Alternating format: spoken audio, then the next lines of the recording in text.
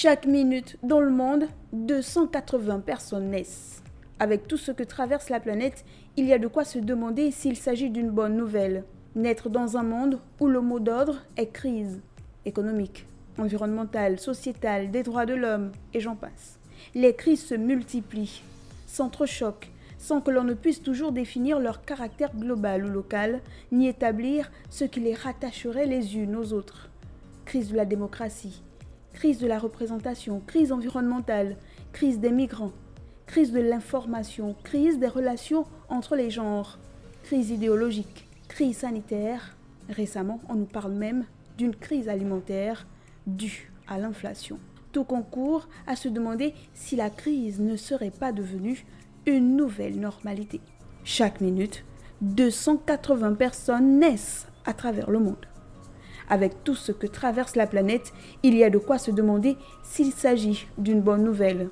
La crise causée par la Covid-19 frappe les sociétés alors que les systèmes financiers sont encore marqués par la crise économique de 2008 qui menace à terme sa survie même. Surtout, elle frappe alors même que la crise climatique et environnementale continue de s'aggraver et d'accroître les inégalités à l'échelle mondiale. Chacune de ces crises possède ses propres causes, mais elles sont profondément interconnectées.